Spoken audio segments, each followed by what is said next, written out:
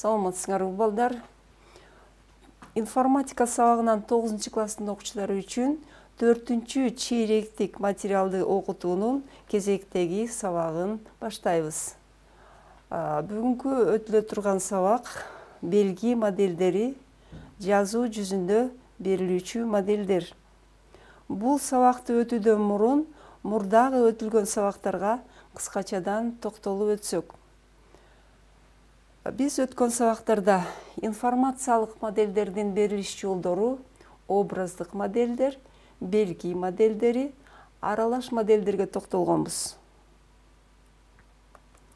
Эми булардын ар бирине кыскачадан токтолуп өтсөк. Образдык модельдер бул маалымат сактагычта сакталган объекттин көрүнүшү. Буга мисал катары китептерде түшүрүлгөн сүрөттөр, ар кандай фотографиялар жана чиймелерди келтиргенбиз. Белги модельдери.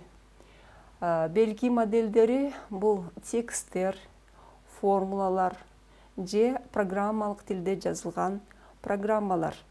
Белги модельдерине сөз түрүндө баяндоолор, математика, физика жана башка китептеги формулалар кирет.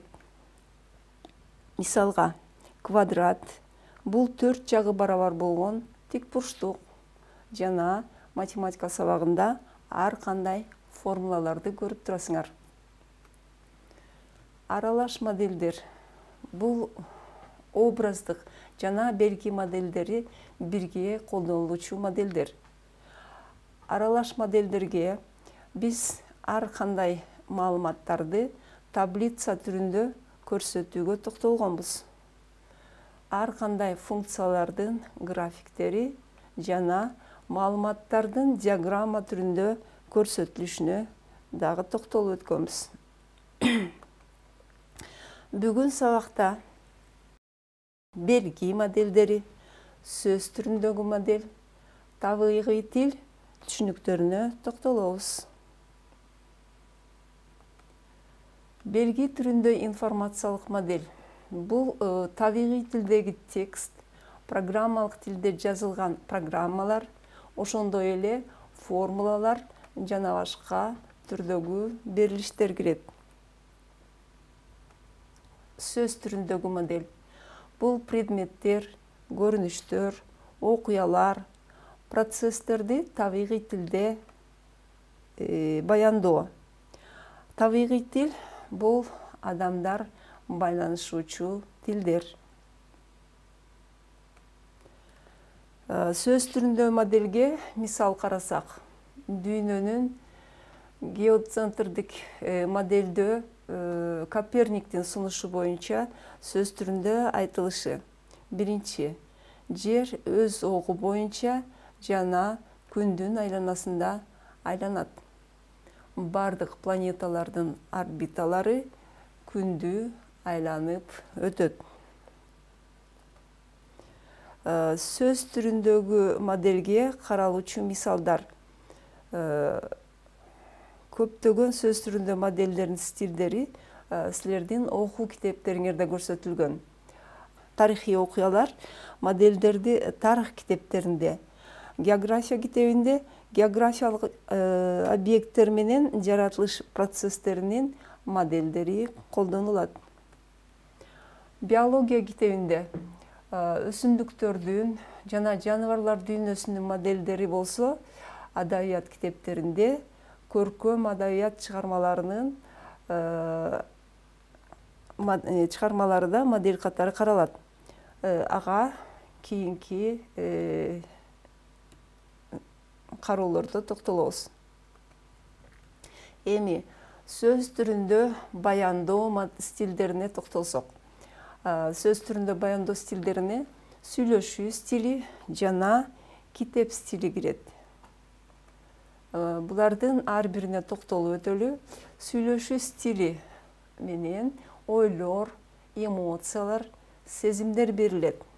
Мисалга, ата-энелер, достор менен эс алууда өздөрү түшүнгөн тилде сүйлөшөт.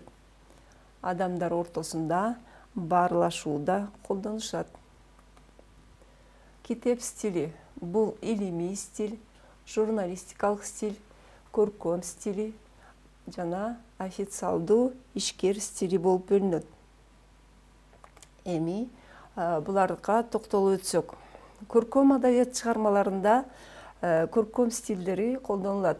Көркөм стилде автор окурмандын сезимдери, элестөөлөрүнө таасир берет, ойлор, сезимдерин берет, сөздөр байлыгын колдонулат. Ал эми окурман болсо, адабий чыгарманы окугандан кийин анализ дейт. Объекттер жана алардын касиеттери, каармандын мамилелери, окуялардын баяндалышы жана башкаларга токтолот. Көркөм стилге кайрадан мисал карасак, жаратылыш бул биздин айланабыздагы өтө таң каларлык нерселер. Ар бир адам, ар бир кадам сайын сен ошол таң каларлык нерселердин сырын ачууга мажбур болосуң. Алгачкы сапарды жылдын ар кайсы мезгилиндеги жаратылыштын жашоо тиричилигине байкоо жүргүзүүдөн баштайсың.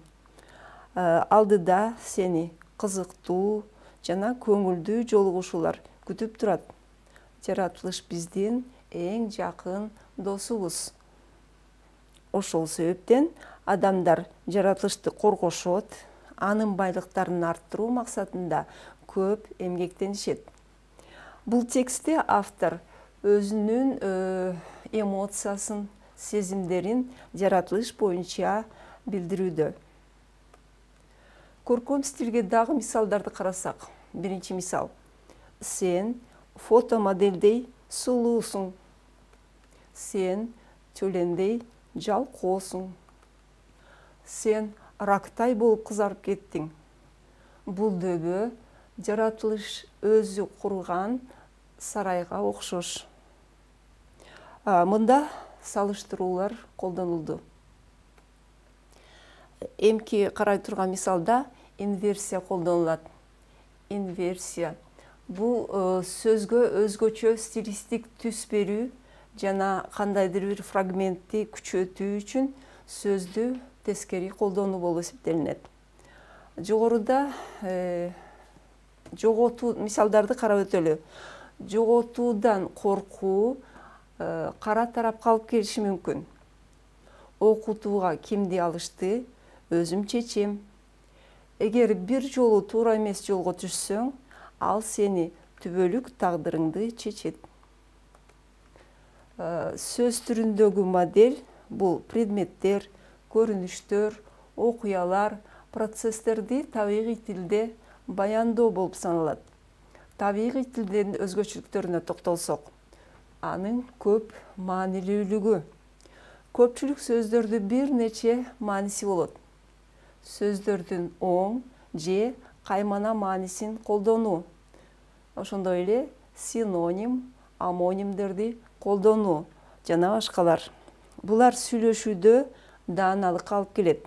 Ошол эле учурда көптөгөн модельдерди түзүүдө уникалдуулукка жана тактыкка тоскоол болот. Эми балдар, бүгүнкү сабакта өтүлгөн негизги түшүнүктөргө кайрадан бир сыйра токтолуп өтсөк.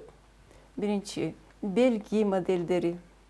Белги модельдери бул текстик формула же программалык тилде жазылган программалар.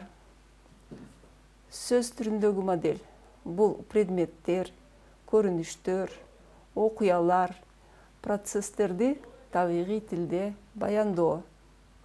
Ал эми табигый тил бул адамдар байланышуучу тил болуп саналат. Эмесе балдар, бүгүнкү сабакты аяктайбыз. Кайрадан эфирден жолугушкуча саламатта болуңуздар.